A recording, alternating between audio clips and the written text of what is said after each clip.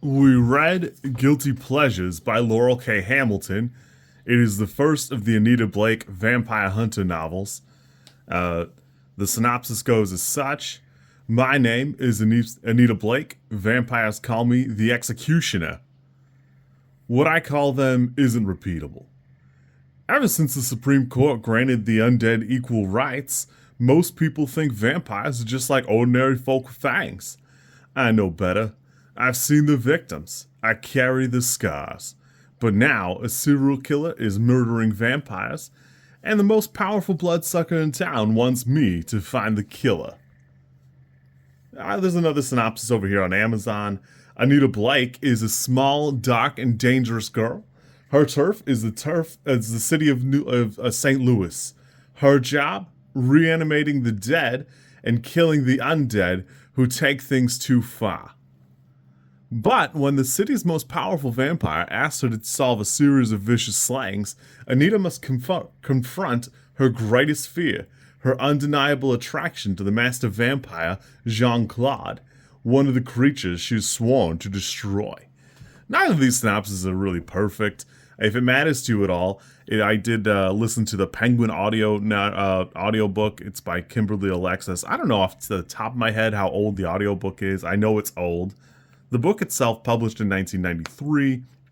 Honestly, it's pretty fantastic. It's pretty interesting. At the time, you should know that Anne Rice was already well into her vampire novels, so this is pretty different in a lot of ways. Interestingly, we've talked a little bit about the Anne Rice vampires, and in the books, they are asexual beings in every way that matters. So this is very different. Even if you just go to the Goodreads section, this is at a 4.02. It's got 153,000 ratings, which is a ton. I will be the first person to admit I've read a handful of these and I've never finished them. I know that later a lot of them devolve into almost a smut category. I don't know how much I'll be interested in tolerating that, but I do remember these first few books, though I will admit I do have like the first 3 or 4 blended together as one book to me, so I don't really recall. But I do remember these being really solid urban fantasy books. It does such a great job of setting up a scene, and it's interesting to watch Anita Blake's character kind of find her voice through these books and become the character she's later known to be. That she's got a great... everything about this just works because Anita Blake has a great disposition most of the time, and she's got a lot of like funny, almost Spider-Man level quips and quirks that the only complaint I can really have is every now and again it kind of seems like she might have said something out loud. It's not really a fault of the narrator, it's just the way you read the book and the way the voices go one to the next. Again, the audiobook is pretty dated, but Kimberly Alexis is massively talented. She does all of the little voices on her own that it's hard to stand up now to, Jeff Hayes or something like that. So going one to the next, you might feel a little bit of a job, but the only real complaint is every now and again when a character is described as yelling, they go, "They're yelling!" And, it's not for me. It's a little jarring for me, but everything is fantastic. Most notably, the master vampire in this book is like a young child vampire, Nicolaus, and God, does Kimberly Alexis do a fantastic job of portraying that scary child voice that she does. And Nicolaus has changed her voice a bunch of times in that book. It's described in great detail, and Kimberly Alexis really does nail it. It is a fantastic audiobook. I was kind of worried that I would go click on looking at the audiobooks and find that they had redone it, but other than the yelly part, this is fantastic. It does such an excellent job of trying to be what it wants to be, and it really does show. I had a pretty great time with this. Honestly, I don't really have a ton of complaints other than there are a couple characters introduced from the past that they don't make it. Unfortunately, I really do think there's a ton of extra things here. I actually forgot about Edward, where the vampires describe Anita Blake as the executioner. She's like a known quantity to them. Anita herself describes Edward as death himself.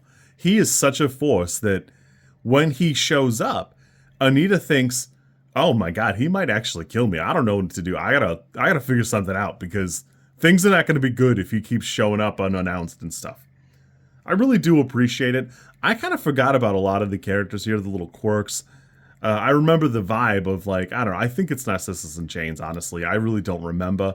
But there's a lot of people there. The city's very full. And it's not that the city isn't full here.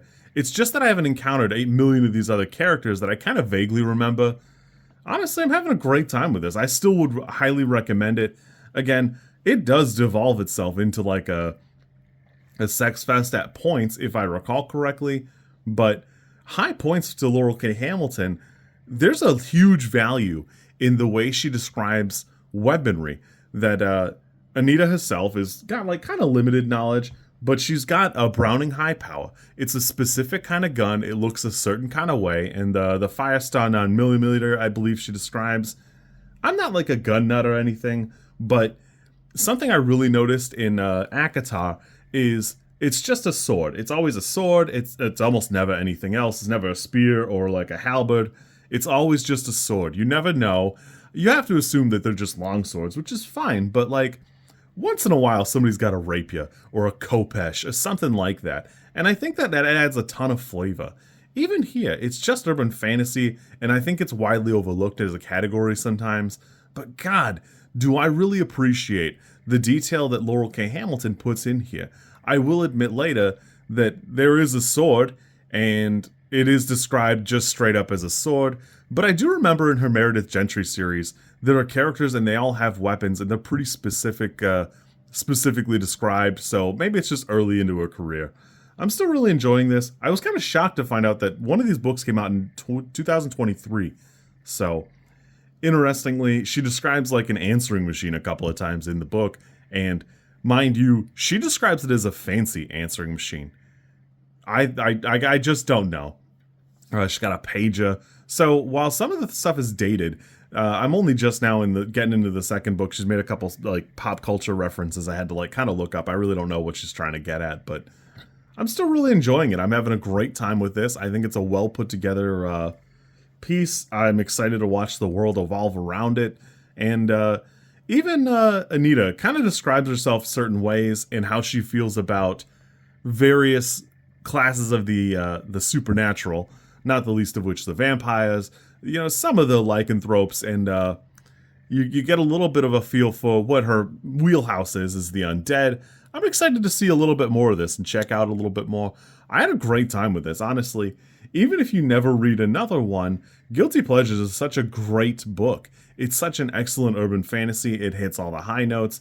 And while some people might not fully appreciate the demeanor that Anita has, like a running monologue, I don't typically like a first-person view as much, but it works here because Anita's levity really lends itself to like some of the gruesome imagery, and I think it really works. I'm having a great time. You kids be good.